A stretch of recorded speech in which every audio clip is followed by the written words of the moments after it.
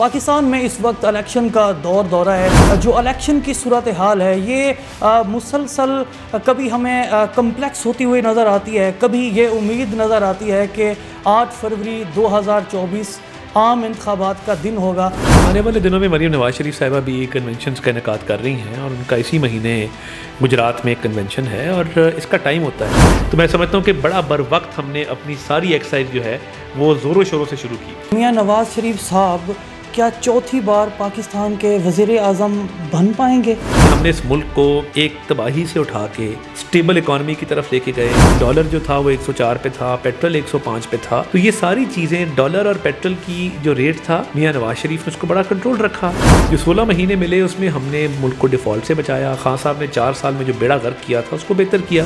ना तो जहांगीर तरीन ना अलीम खान, इन दोनों को इस्टेब्लिशमेंट ने तो नहीं कहा था कि नई पार्टी बनाए। इमरान खान साहब ने दोनों पे पर्चे किए, दोनों की बेटियों पे पर्चे किए, इनको बेतौकीर किया, पार्टी से बेदखल किया, इनको पार्टी से खुद निकाला। हर बात का दोष इस्टेब्लिशमेंट को दिया जाता है और देखें जितनी जल्दी से ये पार्टी बनी थी उतनी तेजी से ये टूटी है, क्योंकि 2018 में आर्म ट्विस्टिंग करके ये पार्टी बनाई गई थी। किसी का कान मरोड़ा, किसी का बाजू मरोड़ा, किसी पे केसेस बनाए। ला हौला वला कुव्वता इल्ला बिल्लाहिल अलिय्यिल अज़ीम, अल्लाह माफ़ करे। वैसे आप देखें कि वो सामने क्या है औरत और पीछे जाके उसने क्या क्या करतूत किए हैं। पीर का रूप धार के, एक दीनी रूप धार के, दीन को इस्तेमाल करके जो मामलात किए हैं, इस पे तो इस्तग़फ़ार ही कहा जा सकता है।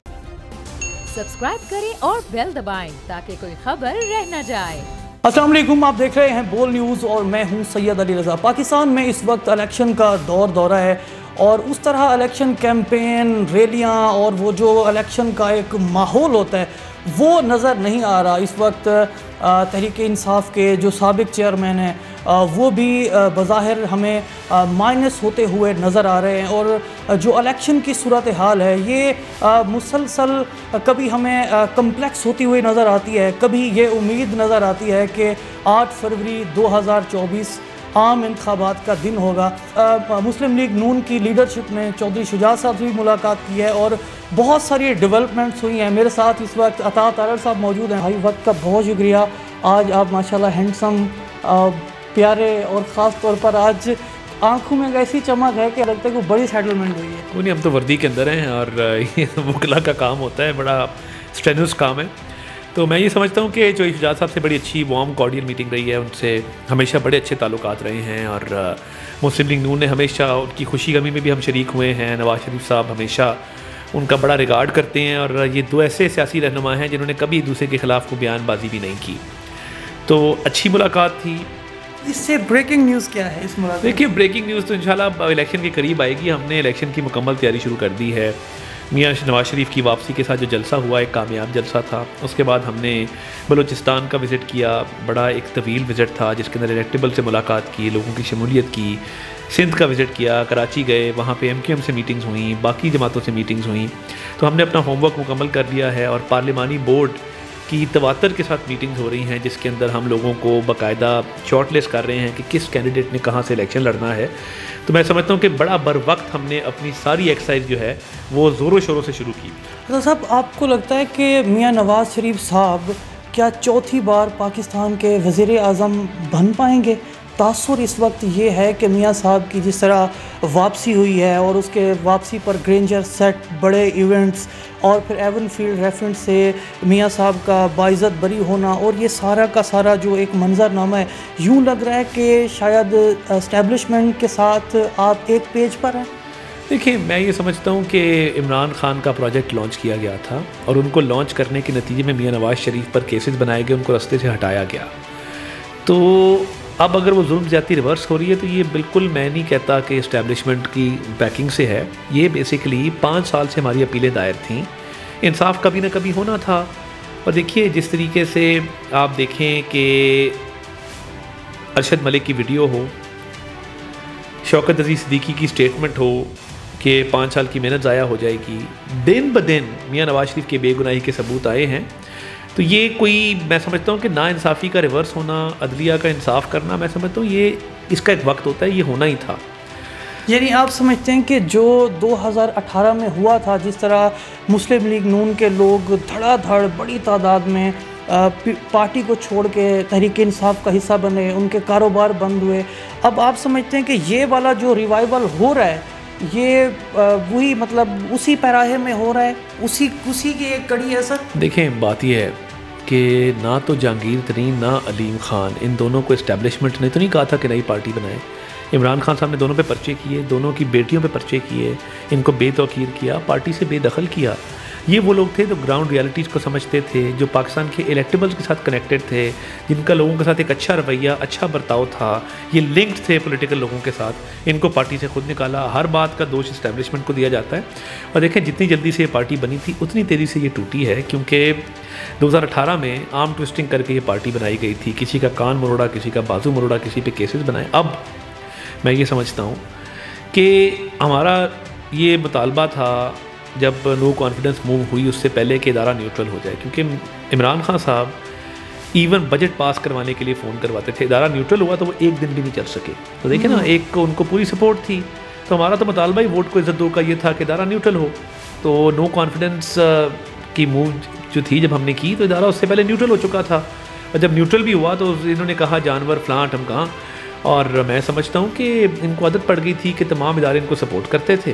तो जब न्यूट्रलिटी आई है तो ये एक दिन भी नहीं चल सकी, और इन्होंने अपनी सियासी गलतियां की हैं जिसकी बुनियाद पे आज ये कमज़ोरी का शिकार। अच्छा भाई, इस वक्त जो सियासी माहौल है, आपको लग रहा है कि इलेक्शन कैंपेन शुरू हुई है या अभी देर है इलेक्शन कैंपेन को? क्योंकि उस तरह की गर्मजोशी गली माहौल में नहीं देख रहा है, उस तरह के इवेंट्स नहीं देख रहा है जैसे एक इलेक्शन कैंपेन के मौका पर होते हैं। आने वाले दिनों में मरीम नवाज शरीफ साहिबा भी कन्वेंशन का इनेकाद कर रही हैं, और उनका इसी महीने गुजरात में एक कन्वेंशन है, और इसका टाइम होता है। आप ये नहीं करते कि ऑपरेशन से पहले ही जो है वो मरीज़ को आप पोस्ट ऑपरेशन वाली दवाइयाँ देना शुरू करते हैं। ऑपरेशन की बाद की दवाइयाँ ऑपरेशन के बाद ही देनी है। देखें, अब आपके पास लोगों के पास जाने के लिए मंशूर क्या है था भाई? देखें, एक तो हमारी पास परफॉर्मेंस हम 2013 में आए थे, 18 घंटे लोड शेडिंग थी। लोग कहते थे ये मुमकिन ही नहीं है ठीक हो सके। 4 साल के अंदर ज़ीरो पे आ गई, 12,000 मेगावाट बिजली लगी। इस वक्त मोटरवेज़, लोग कराची से लाहौर आते हैं बिकॉज अब 90% मोटरवे कंप्लीट है। मोटरवेज़ का जाल बिछाया गया, 64 अरब डॉलर आया सीपैक के तहत। दोस्त ममालिक से मामला ठीक हुए। महंगाई 4% पे थी। शरह नमू जो है वो 5.8% पे थी, और पाकिस्तान तरक्की कर रहा था। हमारी पास परफॉर्मेंस, हम लैपटॉप दे रहे थे, हमारे मुखालफिन लंगर बांट रहे थे। हम हाईवेज़ और मोटरवेज़ बना रहे थे, वो बैठ के प्रेस कॉन्फ्रेंसेस कर रहे थे। तो हमने बातें नहीं की, काम किया, उन्होंने सिर्फ बातें की हैं। और 2013 से 18 की जो परफॉर्मेंस है वही हमारा मंशूर है, वही हमारी आगे की होप है कि हमने इस मुल्क को एक तबाही से उठा के स्टेबल इकॉनमी की तरफ लेके गए। डॉलर जो था वो 104 पे था, पेट्रोल 105 पे था। तो ये सारी चीज़ें, डॉलर और पेट्रोल की जो रेट था, मियां नवाज शरीफ ने उसको बड़ा कंट्रोल रखा। जो 16 महीने मिले उसमें हमने मुल्क को डिफ़ॉल्ट से बचाया। खान साहब ने 4 साल में जो बेड़ा गर्क किया था उसको बेहतर किया। नया जो तहरीक इंसाफ का चेयरमैन बना है उसके बारे में क्या ख्याल है? क्या कोई सियासी रहनुमा इस रिस्पॉन्सिबिलिटी को ना निभा पाता कि एक वकील की ज़रूरत पड़े? देखिए, मैं ये समझता हूँ कि सियासी बरादरी पे ये अदम एतमाद है, और एक ऐसे शख्स को जो पीपल्स पार्टी में था आज से चंद साल पहले, उसकी पार्टी के लिए क्या खिदमात है भाई जो आपने उसको चेयरमैन बना दिया। पूरी सियासी बरादरी में आपको एक शख्स नहीं मिला। और वकला बड़े बड़े अच्छे होते हैं, वकला बड़े बड़े ऐसे लोग हैं जिन्होंने सियासी खिदमात भी सर अंजाम दी हैं। तो भाई ये पीपल्स पार्टी के कैप पहनने वाला शख्स आपने किस तरह बना दिया चेयरमैन पीटीआई का? मेरी तो समझ से बाहर है। यानी कि ये सोचा या कहा जा सकता है कि ये कहीं जरदारी साहब का मोहरा या उनकी तरफ से लॉन्च किया गया ना हो?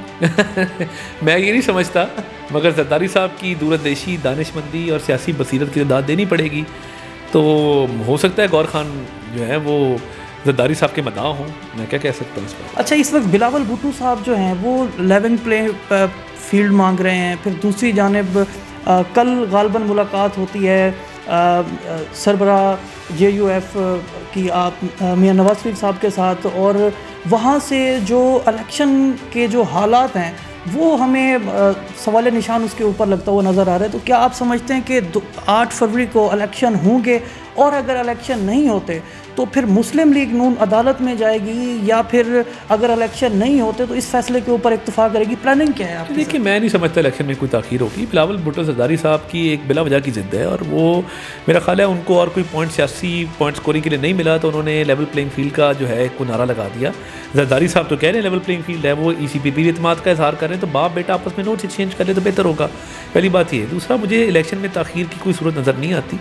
तो इंशाल्लाह 8 फरवरी को इलेक्शन होंगे, और मैं समझता हूँ कि हमें पूरा एतमाद है ECP पे भी, अदालतों पे भी, कि वो इंश्योर करेंगे कि इलेक्शन पर वक्त हो। आखिरी सवाल कि इस वक्त चेयरमैन PTI और उनकी अहलिया बुशरा बीबी, क्या बुशरा बीबी इमरान खान के लिए वादा माफ़ गवाह बन सकती है?